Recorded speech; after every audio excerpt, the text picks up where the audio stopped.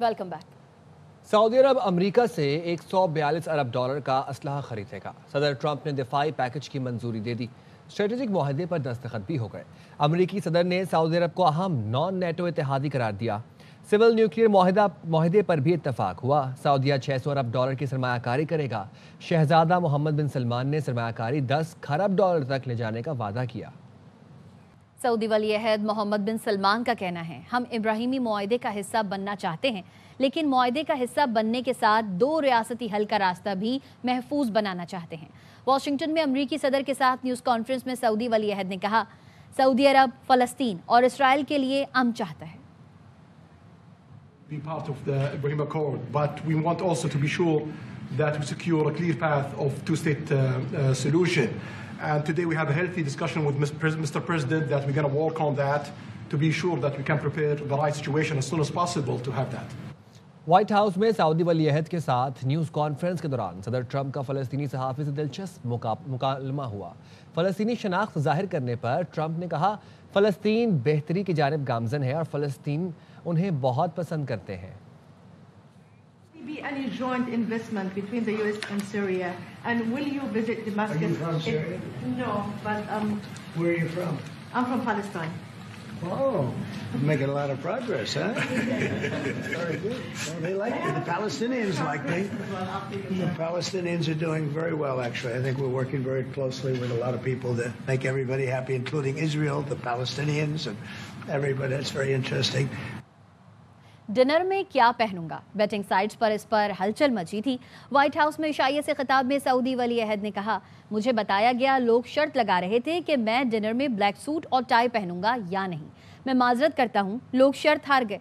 शायद अगली बार ऐसा हो सके। There is some of the bidding sites that they are bidding on me wearing black suits, and if you bid on me wearing black suits and coming here with the black suits, they're going to get almost 17x. So I want to tell them, sorry, you lose the bid. Maybe next time. So thank you, Mr. President. Thank you.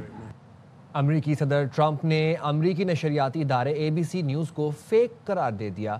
सदर Trump सहाफ़ी के सवाल पर गुस्से में आ गए। कहा, ABC fake news है। मौजूद मेहमान की मौजूदगी ऐसे सवालात हैरान कुन है।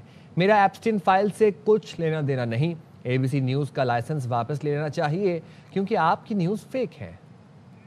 The question that I mind, it's your attitude. I think you are a terrible reporter.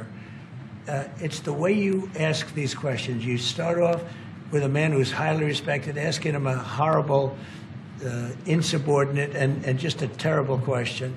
Somebody psychs you over at ABC. You're a terrible person and a terrible reporter. I have nothing to do with Jeffrey Epstein. And ABC's a crappy company is one of the perpetrators. And I'll tell you something. I think the license should be taken away from ABC because your news is so fake and it's so wrong. Bharat दोबारा पाकिस्तान पर जंग मुसल्लत करना चाहता था। अमरीकी सदर Trump ने तस्दीक कर दी। सऊदी वली अहद शहजादा मोहम्मद बिन सलमान के साथ न्यूज़ कॉन्फ्रेंस में कहा, मैंने पाक भारत वो जंग भी रुकवाई जो दोबारा शुरू होने वाली थी। ईरान में जमहूरी तंसीबात पर कामयाब हमला किया। जमाल खाशोगी से मुतालिक सवाल पर सदर ट्रंप ने कहा, सऊदी वली अहद को कत्ल के बारे में कुछ भी मालूम नहीं था। India and Pakistan, I could go through the list. You know the list better than I do. I'm very proud. And I stopped one that was almost ready to start again. You know, there was one that was ready to start. And they're doing very well. We've done a great job in wiping out the nuclear capacity of Iran. Nobody else could have done that. We will do our best to help to reach a deal between the rest of America and Iran, and we believe it's good for Iran's future to have a good deal. And by the way, Iran does want to make a deal. I can say I think they very badly want to make a deal. I am totally open to it, and we're talking to them. Israel ने जंग बंदी मुआहदे की नई खिलाफ वर्जी करते हुए Gaza के बाद लेबनान पर भी हमले शुरू कर दिए। 13 लेबनानी शहीद और मुतादिद जख्मी हुए। लेबनानी वजारत सेहत ने तस्दीक की है, इसराइल फ़ौज जनूबी लेबनान के इलाके सेदोन में आबादी को निशाना बनाया। इसराइली फ़ौज ने हमले की वीडियो जारी कर दी। सिहोनी फ़ौज ने इल्ज़ाम आयद किया है कि यह मकाम हमास के अस्करी ढांचे के तौर पर इस्तेमाल हो रहा था। हमास ने इसराइली बयान को मुकम्मल तौर पर मन घड़त करार देते हुए कहा है, निशाना बनाया जाने वाला मकाम शहरी पनाह गुज़ीनों से भरा हुआ था और वहाँ कोई अस्करी सरगर्मी मौजूद न थी। अक़वाम मुत्तहिदा ने पाकिस्तान की करारदाद बराए हक़ खुद इरादियत मुतफ़िक़ा तौर पर मंजूर कर ली। करारदाद में उन अक़वाम और अवाम के हक़ खुद इरादियत के जामे अज़म को दोबारा उजागर किया गया है जो अब भी नौ आबादियाती, गैर मुल्की और अजनबी तसल्लुत में हैं। ये करारदाद आइंदा माह जनरल असम्बली से तौसीक के लिए पेश की जाएगी। हक़ खुद इरादियत अक़वाम मुत्तहिदा के चार्टर का बुनियादी उसूल है जिनमें शहरियों सियासी हुकूक का बैनुल अक़वामी अहद और माशी, समाजी और सक़ाफ़ती हुकूक का तहफ़्फ़ुज़ भी शामिल है।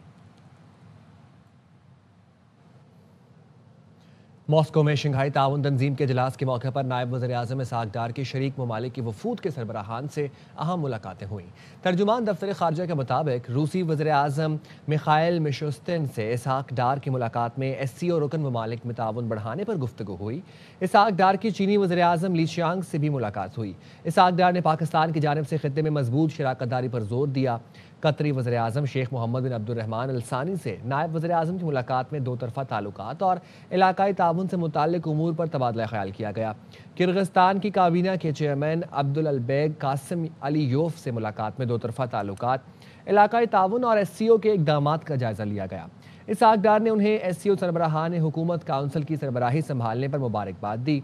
नायब वज़ीर-ए-आज़म की उज़्बेक वज़ीर-ए-आज़म अब्दुल्ला आरिपू से भी मुलाकात हुई। पाकिस्तान उज़्बेकिस्तान ताल्लुकात में मुस्बत पेशरफ्त को सराहा गया। इस्हाक़ डार ने SCO में ताउन की अहमियत पर जोर दिया। पाकिस्तानी फ़ज़ाई हदूद की बंदिश भारत पर भारी पड़ने लगी। रॉयटर्स का कहना है पाकिस्तानी फ़ज़ाई पाबंदी से परेशान भारतीय एयरलाइन एयर इंडिया ने भारतीय हुकूमत से चीन की हसास फ़ज़ाई हदूद इस्तेमाल करने की दरख्वास्त कर दी। पाकिस्तानी पाबंदी से भारतीय फ़ज़ाई कंपनी को बड़ा माली नुकसान हो रहा है। पाकिस्तान की फ़ज़ाई पाबंदी के सबब एयर इंडिया की परवाज़ें लंबी और महंगी हो गई हैं। भारत की हुकूमत एयर इंडिया की दरख्वास्त पर गौर कर रही है। एयर इंडिया माली बहरान का शिकार है और खसारा छुपाने के लिए चीन से मदद चाह रही है। आज़ाद कश्मीर की 20 रुकनी काबीना ने हल्फ उठा लिया। स्पीकर आज़ाद कश्मीर कानून साज असम्बली चौधरी लतीफ़ अकबर ने काबीना से हल्फ लिया। सरदार रज़ा हमें इस हवाले से अपडेट करेंगे। सरदार रज़ा बताइएगा।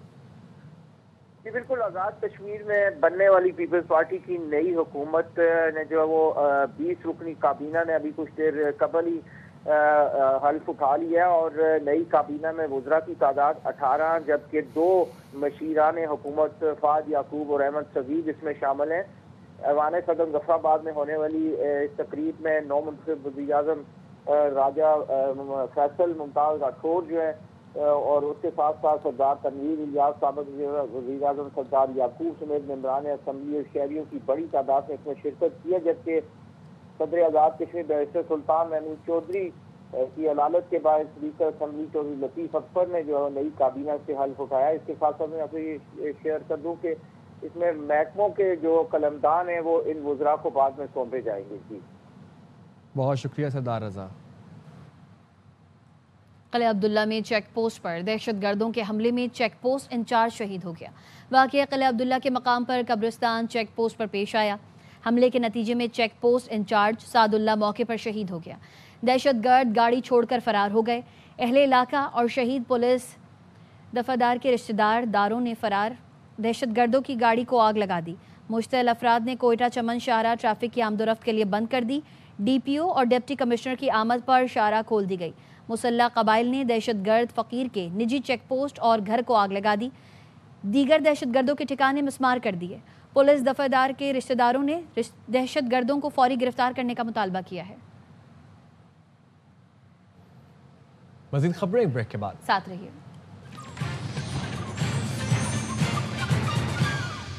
Welcome back.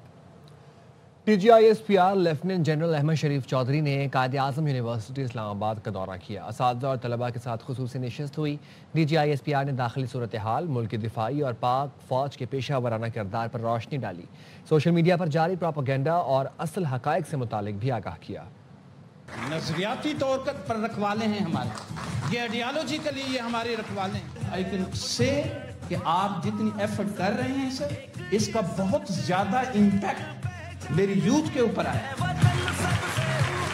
हर प्रोविंस से, हर तहसील से स्टूडेंट्स थे जिनके माइंड में एक गलत पर्सपेक्टिव बना हुआ था हमारी आर्मी के लिए, जिनको मिस कम्युनिकेट किया गया था, मिस इन्फॉर्मेशन दी गई थी। आज DGISPR ने आकर उन स्टूडेंट्स के क्वेश्चंस को टैकल किया। यहाँ पर हर स्टूडेंट था जिसके पास मिस इन्फॉर्मेशन थी, उनको इन्होंने आकर क्लियर किया। That was very great session. Direct interaction with someone who knows the truth is always helpful for students. हम जो सोशल मीडिया पर देखते हैं वो झूठी खबरें, वो जो झूठी प्रोपेगेंडाज होती हैं, हम उन पर यकीन कर जाते हैं। बिकॉज हम आजकल की जो जनरेशन है, that generation is very aggressive. That generation जो सुनती है, जो उनके कानों पर बात पड़ती है, they just act on that. जो प्रोपेगेंडाज देख रहे हैं उन पर यकीन कर रहे हैं। So it is our responsibility to cross check the data, cross check the information, that information is real और नॉट। पाकिस्तान जिंदाबाद, पाकिस्तान आर्मी जिंदाबाद। Today the session, I must say, it was an eye opener for most of the people, since the propaganda that is going on, it was a need, especially a need in the dynamics of this university, because as VC Sahab has mentioned today, we have students from every tehsil of this country.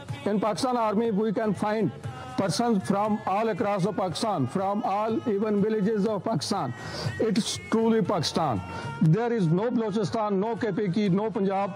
It is Pakistan. Pakistan Army is Pakistan. Sessions like these, they are so beneficial for the society, because I as a youth can understand this problem that youth nowadays is more focused and more entrusted towards social media. Sessions like these are so important and beneficial for the society because they helped us to clarify the misconceptions that had crept into the minds of the youth. तहरीक तहफ़्फ़ुज़ आईन पाकिस्तान के रहनुमा और VNP के नायब सदर साजिद तरीन ने इस्लामाबाद में जस्टिस रिटायर्ड अतहर मिनल्ला से मुलाकात की। साजिद तरीन ने जस्टिस रिटायर्ड अतहर मिनल्ला के मजबूत मौक़िफ़ और उनकी मज़लूमों के लिए खिदमात को सराहा। मुलाकात में मुख्तलिफ उमूर पर तबादला ख्याल किया गया। मखसूस नशिस्तों का केस, जस्टिस जमाल खान मंदोखेल ने अक्सरियती फैसले पर जुज़वी अपीलें मंजूर करने का फैसला जारी कर दिया। जस्टिस जमाल खान मंदोखेल ने कहा 41 नशिस्तों पर अक्सरियती फैसला इख्तियार से तजावुज़ था। 41 नशिस्तें सुन्नी इत्तेहाद काउंसिल का हक है। जस्टिस मंदोखेल ने मखसूस 39 नशिस्तों पर अपना असल फैसला बरकरार रखा। फैसले में लिखा गया, उम्मीदवारों को आज़ाद करार देने का इख्तियार अदालत के पास नहीं था। फैसला आइन और हक़ाइक़ से मुताबिकत नहीं रखता। अदालत किसी उम्मीदवार की सियासी वाबस्तगी तब्दील नहीं कर सकती।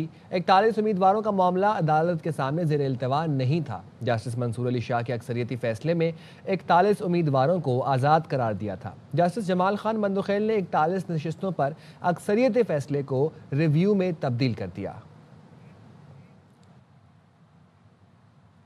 सबको बानी PTI से मुलाकात की इजाज़त देनी चाहिए। जेल में मुलाकात करने की इजाज़त होने से क्या होगा?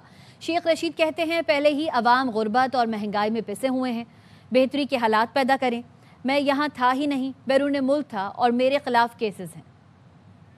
मुलाकात करने देनी चाहिए। मुलाकात करने से क्या होता है? बेहतरी के हालात पैदा करें। गुर्बत है, महंगाई है, बेरोजगारी है, कारोबार कोई नहीं है। 40-40 साल की सजाएं देखें। मेरे भतीजे को भी, राशिद शफीक को भी 40 साल की सजा हुई है और मैं पाकिस्तान में नहीं था, जिसकी मैं हाजिरी लगा के जा रहा हूँ। इसके सारे केसेस में मैं पाकिस्तान से बाहर था, लेकिन अब वक्त है, अल्लाह करेगा अच्छा वक्त आएगा। वफाकी आईनी अदालत में यूटिलिटी कॉरपोरेशन के मुलाजमीन की बरतरफी के केस की समाअत जस्टिस हसन रिजवी ने कहा, आप वफाकी आईनी अदालत को सियासी अखाड़ा न बनाएं। आपने लाहौर हाई कोर्ट से बरतरफी के खिलाफ इंट्रा कोर्ट अपील वापस ले ली है। आप वफाकी अदालत में डायरेक्ट दरखास्त कैसे दायर कर सकते हैं? यूटिलिटी स्टोर्स में करोड़ों अरबों का नुकसान हुआ, कितनी खुद-बुद पकड़ी गई? क्या यूटिलिटी स्टोर से आवाम ने नहीं बल्कि स्टाफ ने मजे किए? समाअत गैर मुअय्यना मुद्दत के लिए मुलतवी कर दी गई। दौरान समाअत दरखास्त गुजार के वकील ने कहा, मुझे अदालत ने इंट्रा कोर्ट अपील वापस लेने की एडवाइस दी थी। अमीर जमात इस्लामी कराची मुनम जफर कहते हैं, पीपल्स पार्टी का मास्टर प्लान कराची की बर्बादी का प्लान है।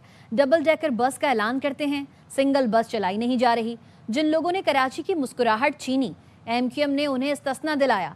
वजारतों के मजे ले रहे हैं, कराची को कुछ देने के लिए तैयार नहीं। कराची के शहरियों के चेहरों से जिन लोगों ने मुस्कुराहटें छीनी हैं, MQM ने एक मर्तबा फिर जरदारी साहब को इस्तिस्ना दिलवाया है। वजारतों के मजे ले रहे हैं, शहर कराची को देने के लिए कुछ तैयार नहीं है। ये मास्टर प्लान के नाम पर भी धोखा दिया जा रहा है। पीपल्स पार्टी का मास्टर प्लान तो कराची की बर्बादी का प्लान है। शहर की तमाम सड़कें इस वक्त पुलसिरात का मंजर पेश कर रही हैं। हर थोड़े दिन बाद कराची के लोगों को किसी पिंक बस की जो है वो नवीस सुनाई जाए। खबर है कि डबल डेकर बसें जल्दी आने वाली हैं। अरे आप बसें तो चलाइए, आप सिंगल बस नहीं चला रहे, आप डबल डेकर बस क्या चलाएंगे? चालान के नाम पर लोगों से भत्ता वसूल करते रहे। हम हुकूमत सिंध से मुतालबा करते हैं कि लोगों को इस अजियत से निजात दें, चालान की रकम को रिवाइज किया जाए। खातून अव्वल आसिफा भुट्टो जरदारी का अबू धाबी 8/2025 का दौरा। Department of culture and tourism के आला हुकाम से मुलाकात की, नुमाइश और गैलरीज का मुआयना किया। आसिफा भुट्टो ने कहा, फ़नून लतीफ़ा का तबादला मफाहमत बढ़ाने और सकाफती रवाबित मजबूत करने में मदद देता है।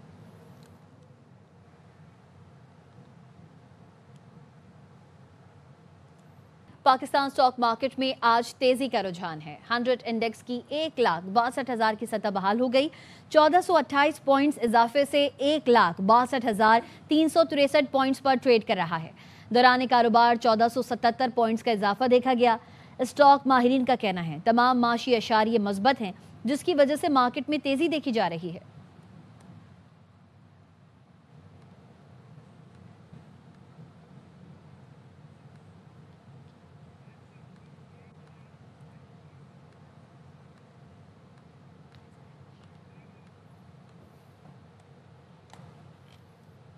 वक्त तो एक ब्रेक का, साथ रहिए।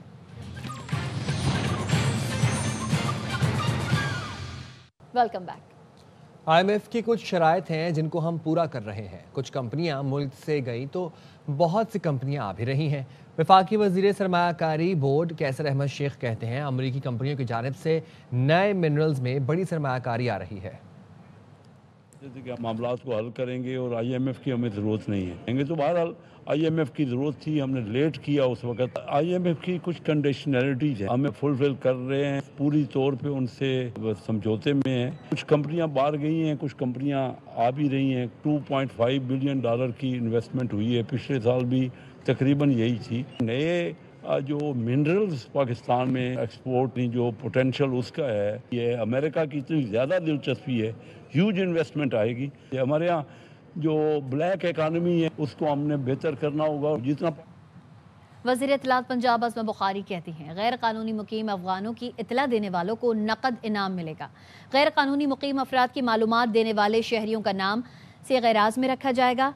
अज़मा बुखारी ने कहा, पंजाब में गैर कानूनी मुकीम अफगान और गैर मुल्की शहरियों के खिलाफ ऑपरेशन जारी है। 3 हफ्ते में 6220 अफगान वापस अपने मुल्क भिजवाए जा चुके हैं। कराची में मुनाकिदा auto parts and accessories show में नई सुजुकी फ्रॉन्क्स गाड़ी मुतारिफ करा दी गई। कंपनी के मुताबिक गाड़ी की बाकायदा तैयारी अगले साल पाकिस्तान में शुरू की जाएगी। नई क्रॉसओवर XUV जदीद फीचर्स, मजबूत बॉडी और बेहतरीन फ्यूल एफिशिएंसी के साथ मुतारिफ की जा रही है। कराची एक्सपो सेंटर में प्रेस कॉन्फ्रेंस के दौरान मैनेजिंग डायरेक्टर और एग्जीक्यूटिव ऑफिसर ने कहा, company made in Pakistan programme के तहत मकामी मार्केट में जदीद मॉडल्स लाने के लिए पुरज़्म है। नई फ्रॉन्क्स को नौजवान ड्राइवर्स और शहरों में सफ़र करने वाले सार्फिन के लिए बेहतरीन ऑप्शन करार दिया गया।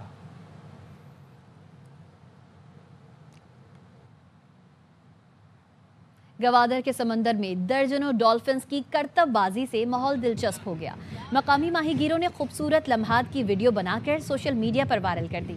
गवादर के समंदर में ऐसे नज़ारे बहुत कम देखने को मिलते हैं कि इतनी बड़ी तादाद में डॉल्फिन एक साथ करतबबाजी करते हुए दिखाई दें। माहीगीरों का कहना है, इतनी बड़ी तादाद में डॉल्फिन्स की मौजूदगी से गवादर के समंदर की रौनक में इजाफा हो गया है।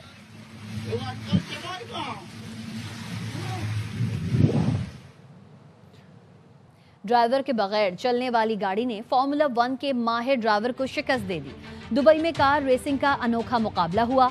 मसनूई जहाना से लैस गाड़ी ने न सिर्फ बेहतरीन फार्मूला 1 ड्राइवर की महारत को चैलेंज किया, बल्कि उसे शिकस्त देकर सबको हैरान कर दिया। दुबई के इस अनोखे तजुर्बे ने टेक्नोलॉजी और रेसिंग के शायकीन दोनों के दिल जीत लिए। मुस्तकबिल की रेसिंग के इम्कानात को नई जहत दी। अब तक के लिए इतना। देखते रहे RY न्यूज़।